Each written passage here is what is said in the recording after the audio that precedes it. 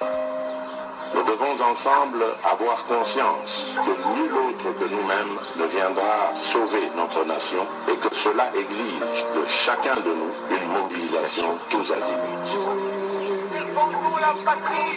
Peuple congolais, il est temps de nous lever, de nous serrer les coudes et d'agir pour défendre notre patrie, notre intégrité territoriale et l'intangibilité de nos frontières. La République démocratique du Congo est victime d'une nouvelle agression rwandaise et des actes criminels et terroristes du M23. Ils ont juré Batela Ekolo, Bindele Koyate.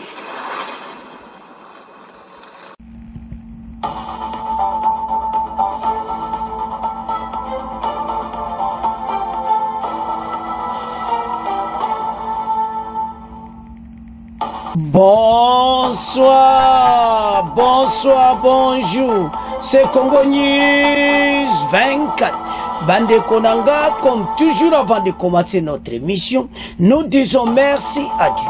Nous disons merci à nos chers abonnés et téléspectateurs qui nous suivent partout dans le monde et en RDC. Bande Konanga, soyez les bienvenus. À la une, chers téléspectateurs, Bandeko spéciale émission, la guerre à l'Est et Yindi entre Bandeko Nangai, la RDC et le Rwanda. Et puis, Ramaphosa et Fachi à Davos. Nicolas Messa, ce qu'on a décidé. Parce que Sami Diarsi, Sadek Azana Nord Kivu, Masolo et Moto Nandega Kosakanate, Kagame tremble.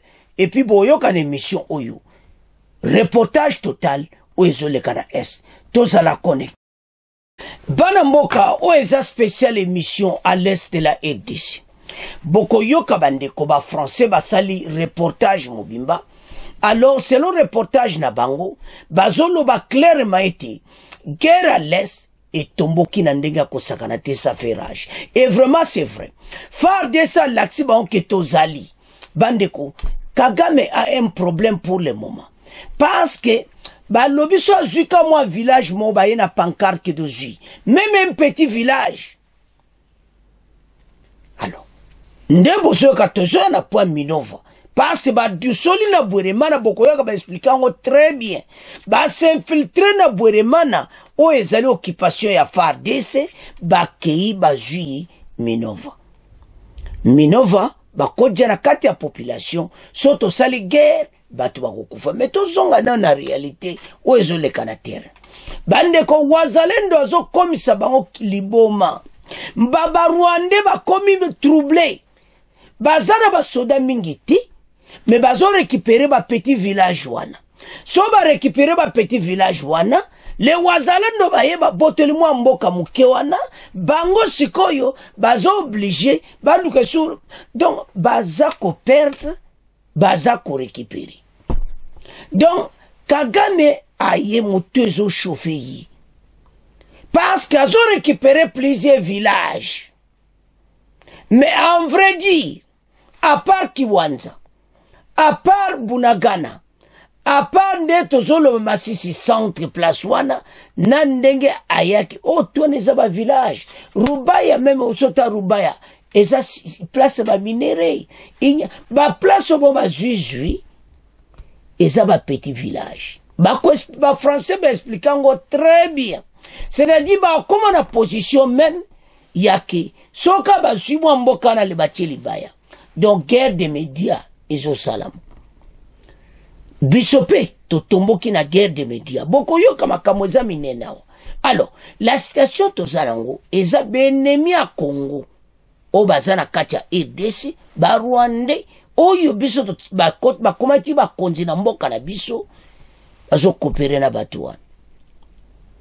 Alors cette trahison totale la RDC ko permettre ngo lisusuti batu wana baza battement faut les dégager batu wana baza suna place te na mboka na biso nanga bateki biloko ne déjà tous ces gens toko benga na bango. Et puis, guerre to gayan. Ndeto loba awa. Réunion spéciale na Suisse. Le président Ramaphosa azana Davos. na Fatio, oh, bazo beta masolo ce qui se passe, comment Sami Diarsi, bako associé na FARDC, to bengana batu pona libela, Sadek azozwa décision moko makasi. Parce que Kagame a bébisi cessé le feu. Sadek bachaki motema ke ndenge bazalaki kaka na sake, yo moni kuna bazoleka. Que tout le monde que va privilégier la paix. Kagame a keti. Les Européens vont jouer double jeu.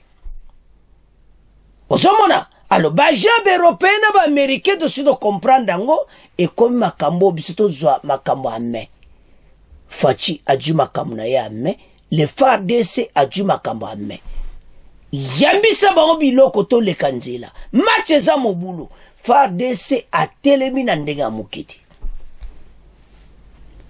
Ba Rwanda ba kufi ba laksa ki bo mona ki to ni ko répéter ngote. Mais l'autre to lo bazanini. Ya vila Minova. Ba se retrouver armée rwandaise azana kati ya centre Minova. Ba Rwanda pona bango ba bwe ko bima. Ba signé yo maket e yinda ga so ba civil ba kufa. C'est ça le problème. Ba bon ba civil à Minova to bunda bitumba na kati ya cité? Non. Va s'infiltrer dans Bweremana. Il faut bailler basiko. Comment va s'infiltrer dans Bweremana? Donc, FARDC, tu as toujours un problème. Parce que tu as qui Bweremana. Mais bateau va s'infiltrer. Bweremana bitumba ezata. Ba comprendre te passe pour le Kaminova. Il faut le kapa Bweremana. Ba le kindenge nini.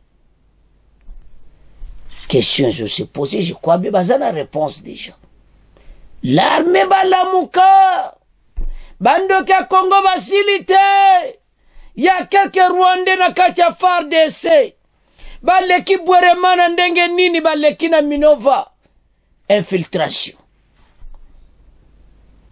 Donc, ba Rwanda bazawana, bakosali kop na bango meloto oloba, ke tozana makambo ame.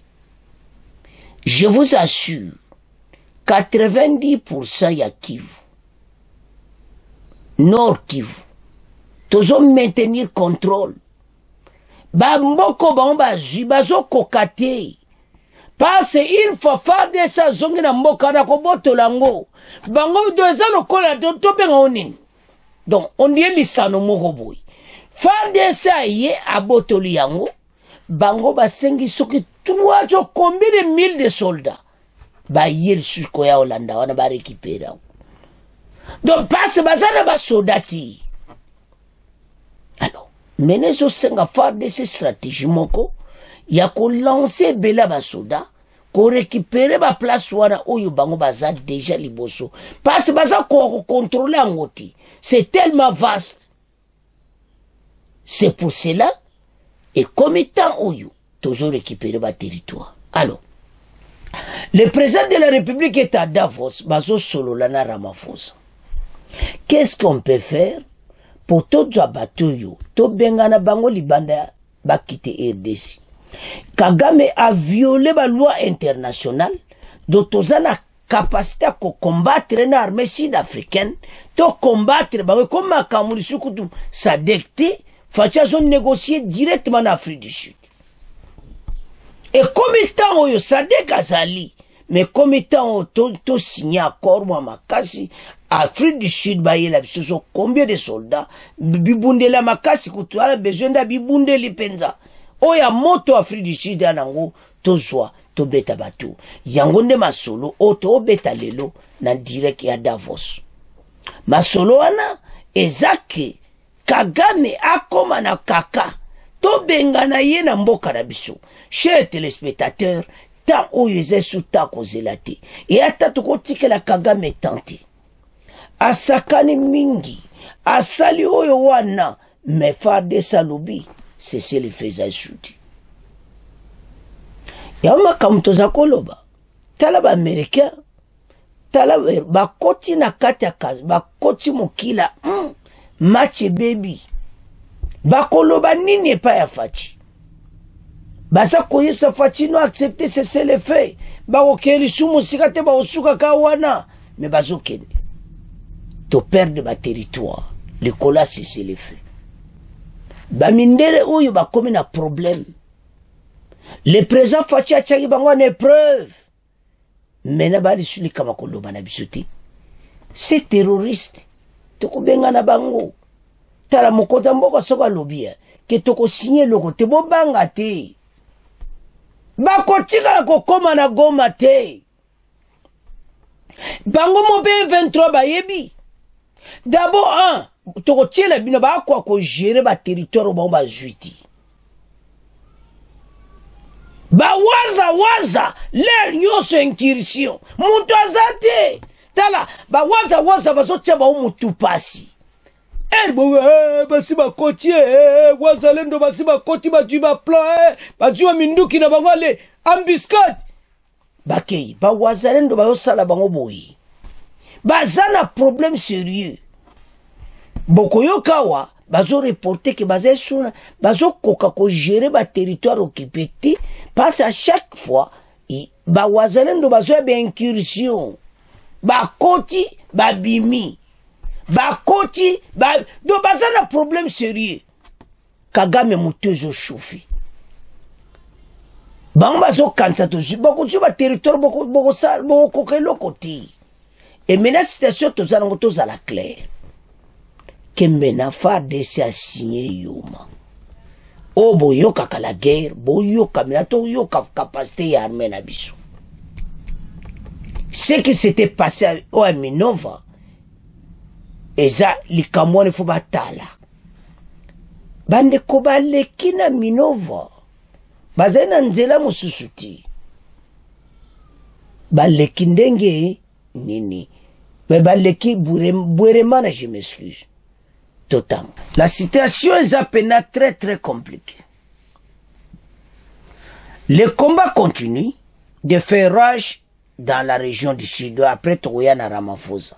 Mais to banano oyo ndebi tumbeleka après toyoka solution Fachina Ramaphosa bayoka ndenge nini kase match za mubulu.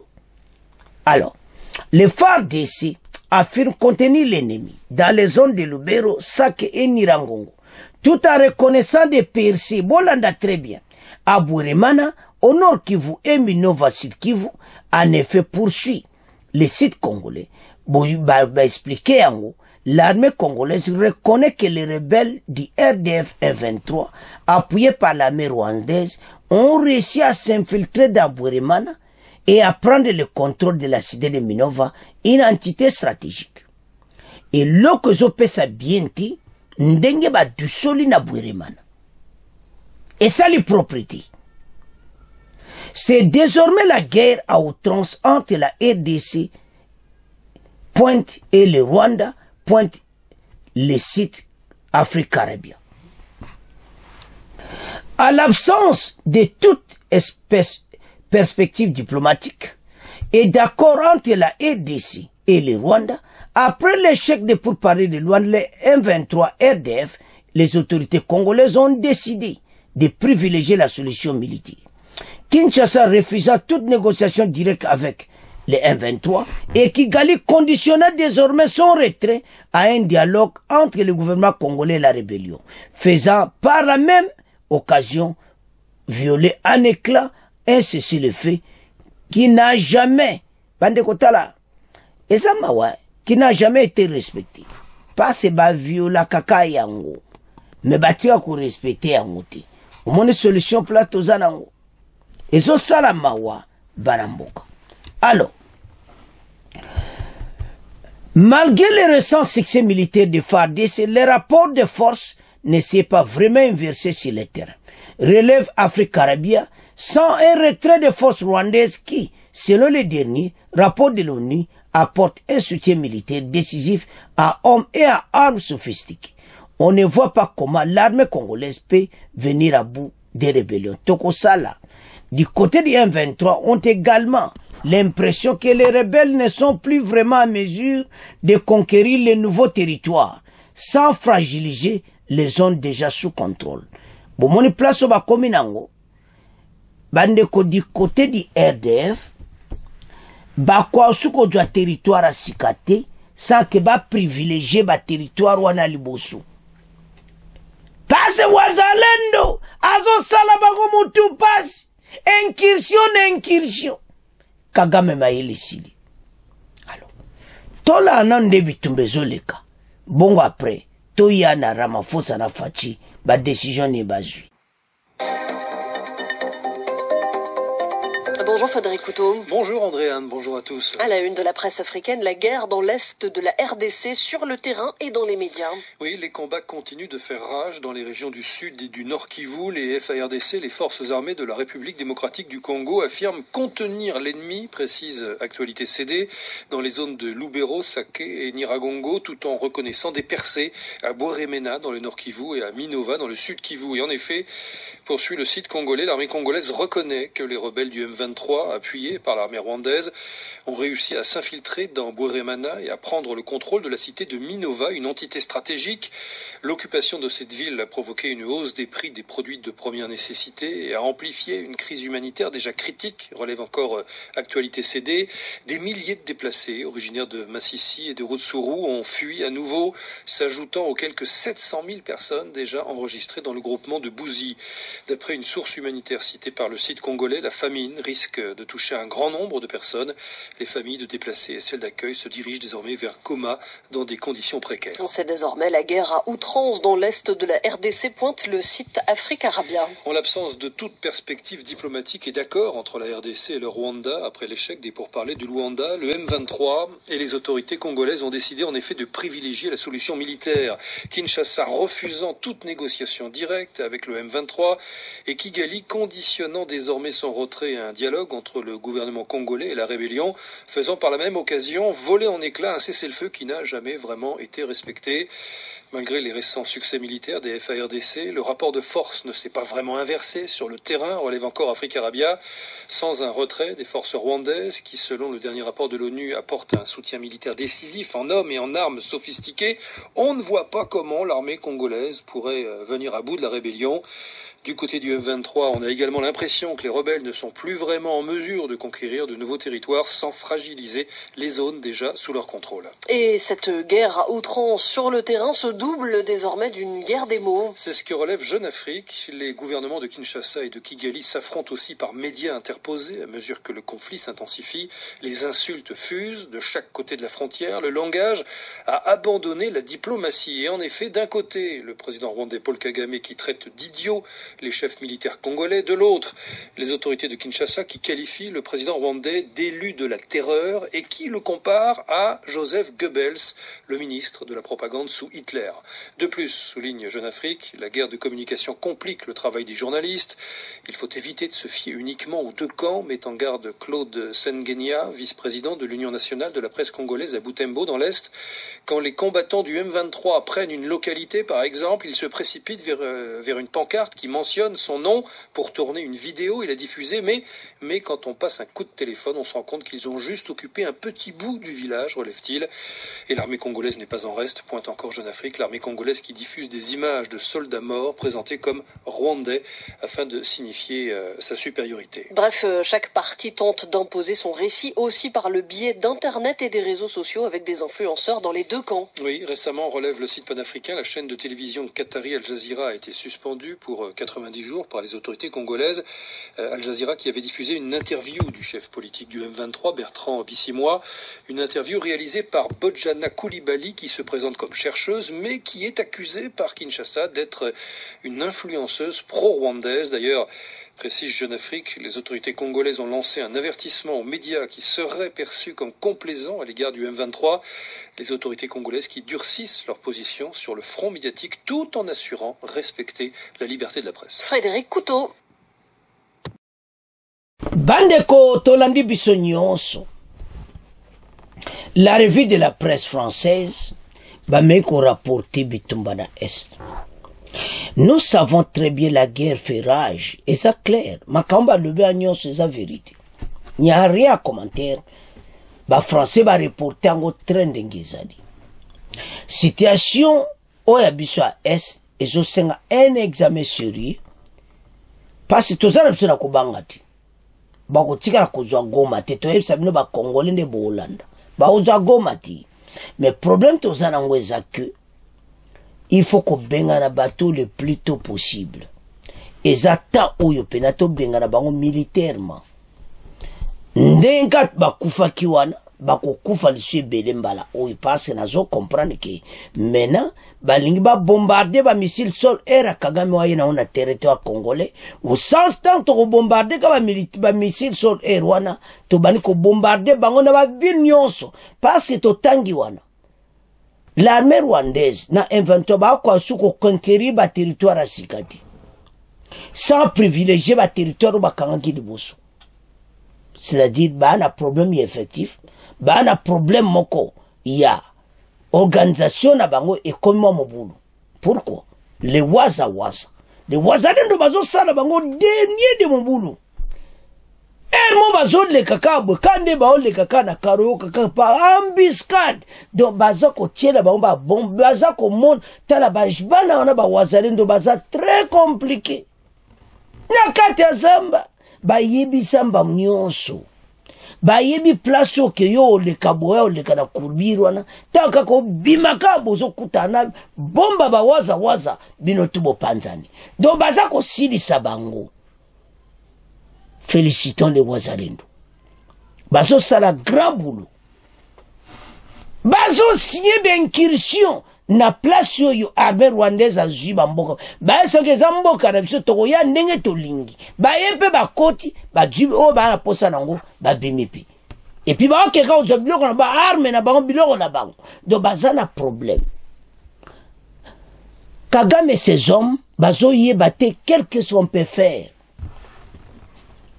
bolandi wana ke ba kwa ko landango bien ba kwa ko conquérir même ba nouvelle ville ti exact bozo landa ngoti kaka le memo yoko bazaboy o bazana bweremana o banda o bale allez faire des ya bote du bweremana ba yeli soso ageba c'est so complice ne le kaki wana ba l'équipe bweremana na ça mais comment Minova pesi mobulu biloko na Goma eko koma très cher parce wana nzela biloko zo wute zo ya na Goma pona koteke zo wuta liboy bake Minova au bord du lac Kivu.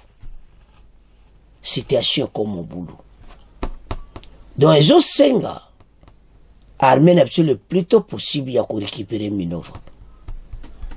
C'est sans d'être récupéré qui m'a 600 et ça très rapide. Bato ba le Minovati parce que bolandi wana bato nzale kokota ya mabi. Alors maintenant solution bien maintenant et comme toujours guerre entre la RDC et le Rwanda est comme probable. Oyebi il faut bato to laksa ba on va bombarder no attaque Kigali quelques minutes kaka minutes sukoi mata beta kaka de bom na Kigali bato ba sentir moto bongo apro zongi nano oyoksi baona no son parce bato bazo yebate position obligée toza parce que bazo récupérer ba terrain. Pourquoi? To expliquer mo pa ba congolais ba comprendre bitumba so bundi comme pembeni ya ville ya porte à ville il faut aussi le sango musika ce comme la porte à ville bango batika kate ba kufa na monso ba kufa faire des saisons privilégiées population. Tout ça, un problème. Donc, bitumba, ou d'autres gagnons comme aussi qu'à la ville. Pembe na ville, les autres salama. Combien va koufi? Nabanzala, na situation difficile, banango, ou y'a un suba congolais? Non. Mais ba Rwandais, ba o signé que to bundaka. Même la situation à Minova, faire des statistiques. To luka système aura bien qu'on récupère sans que population. C'est ça ce qu'on est en train de faire. Mais je crois bien que tout peut changer. Parce que maintenant, Fatia Yokutana Ramaphosa na Davos. Ma solo est clair. Et ça que Fachi na yeba solo li poto benga na batu ou. Bande ko station za mobulu. parce que ekomi pena guerre. Donc nde boyoka le pays est en guerre, match yango ebandi nde lelo. FARDC a même en intensité mena likolo. Ba bombe ko kitana ndenga osakana ti. Mais comment va privilégier ce peuple? Le sud-africain est très important que parce que on est à SADC et ça va armé maintenant quand on signe un accord avec Sud-Afrique, quand l'armée sud-africaine n'a pas d'ici, tout na batou. Parce que on est combat contingent minen, on est combat bon moko ya 21e siècle. Oyo Afrique du Sud yemo asala ka. Makambo tozana ngweza makambo kusakana te. Alors, j'assuis bien ma solo zobeta mana Davos. Lobby mission lobby. Et kozala kuyinda na ndenge yindi lelo déjà. Lobby za ya kuyinda. Mais totanga bon to développer ma solo. Bande konde bo mo na mesa wana. Parce que makambo za ya kusakana te. Bo mo na Faci et Ramaphosa. Parce que ma solo za ya kusakana te. La guerre à l'est est zamakaminen. Ba Congolais bazo koufe belé. Alors, et ce qui se passe maintenant, ils ont ça la peine propriété. Président Juma Loba Davos a lobby. La situation d'injustice appelle une action internationale urgente pour mettre fin à ce conflit. Parce que biso toko négocier na ba rebelle. Alors, bateau yo bazo comprendre à peu près 500 000 ya bateau belé sont aux la bateau bazo quitter kuna donc et so senga eti makamupenda et loba parce que Faci bakutane na Ramaphosa. Ezali pona komeka ko s'arranger. Bandeko Ramaphosa azana souci ya mboka na biso. Aza très bien. Eza pena donc masolo moko oyo basolo la sur comment toko benga na batu yu Rwanda. Donc na sommet wana en tout cas bakutani. Et ça peut n'importe qui passe ma kamoza ko sakanate. Et batu oyo ba voisin na biso tozana bango ndenge bazawana parce que situation eza ya ko sakana ngote. Ozomona. Alors Ramaphosa komaki fallait basola na président Félix. Masolo wana eza ya ko sakana ngote. Passe mon Konzamboka à intervenir, à expliquer nous. Et situation zo comme très mon boulot. Parce que Kagame a tiebiso pena oyo kakako sakanati. Mais makambo yo il faut biso to koma na musika na. To benga na ba voisin oyo. Kagame ses hommes o bazo sakana biso yango ozomona masolo ande ozomona eza masolo ya kosakana te e banana ko telema et puis ba ye passe Kagame a un problème sérieux pour le moment. Et Ramaphosa Jacques o mona ka imer na ende la photo o comprendre que situation est très sérieux. Parce que Kagame a boycotté tout. Alors Ramaphosa pas ko lingangoti. D'abord ba sepela maona Kagame ti. Alors, tous là, tous contre Rwanda makambo, oyo passe facile à intervenir à le makambo oyo. Baramboka, communauté internationale basali biso mabe. Parce que biso mo photo doit mena payer en charge. Faci sola Ramaphosa très bien. Soki ye minduki teto kika Chine, to doit minduki to bengana bato na temps oyo lokola match komi pena mbutu makamba c'est le fait zate to attaquer Kagame masolo ici là mais souci ya ba peuple nde tozomona que peuple a okufa mingi dans la guerre nde éclaté parce que éclaté toi suna shati to landi la revue de la presse donc za mawatu alors fatiera mafosa ba décision zwami to développer masolo bandeko situation za kusanganati ndenge to landi wana dezo senga clairement ba congolais to yeba la situation ndengeza ya otela no be mission so bo landi wana bo comprendre que tozala contrôle masolo pe to ko benga na Kagame armée rwandaise a okoka biso te situation est passée à Minova ba dusol na Bweremana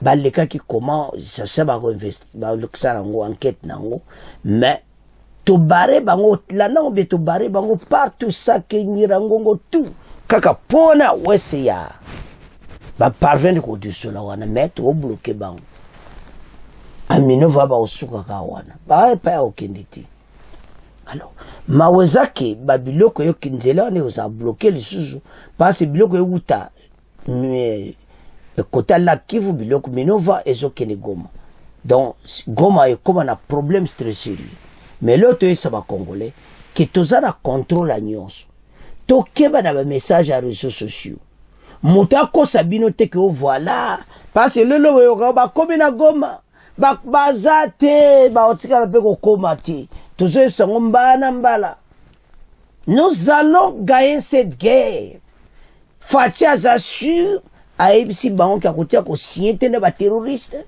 parce za ligne rouge ya RDC tolinga to katsa e simbati alors maintenant la communauté internationale bazotala ni sanction pas Kagame il n'y a rien pas baza pourrier biso de jima kamba mais bon total asiko chez téléspectateurs tout ça na armée makasi et le zangi biso nde ba arme on a sophistiqué makasi o soi-disant Kagame azobe la kazana ngo biso pe photo luka biloko ndengwa nezala comme ça tant ka tindika moko biso to tindike li réponse albetika jonka siambe bango pe ba komina oyo Kagame oye ba kite tata oyo bazo traiter bolandi wana ba traiter loka muta Hitler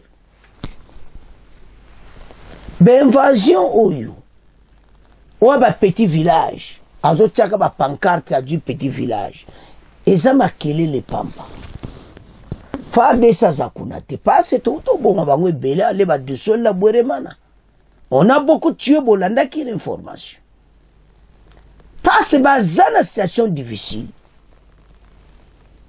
ba ko conquérir ba place à Sikati ba on ba kansi ezaki ndenga liboso c'est le fait ate to boye simbati alors notre armée a télémi makasi mais l'autre sa population à Nord Kivu toza la bomoko bolanda makambo oyo ba konzi baza koloba botia kolanda makambo réseaux sociaux bolanda na peli kamto bosani na makambo réseaux sociaux la guerre Kagame akume kopesa bébé injure mais Fachi asukisi donc ndega zawana nana kutana président lokola président Félix pour la première fois Kagame azo tremblé passe à cause du échec total azo le tangango bien ba soldat congolais bazoba soldat congolais bazoba po bazo Fachi tala tato yo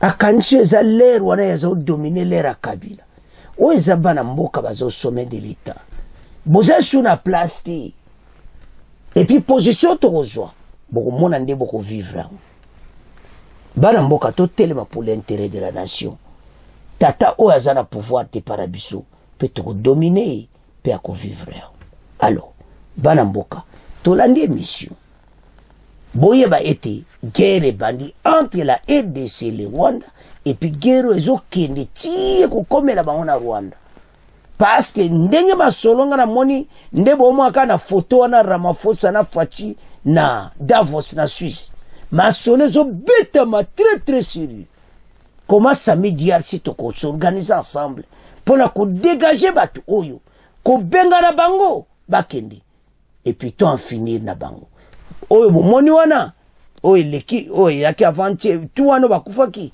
eza bomona musumikolo alors bana mboka FARDC ça toujours en force toza la sima armée to ko gagner guerre oyo C'est à ce point que comment clôturer mission la mission. Bon, continuez à s'abonner. Au revoir. À la prochaine.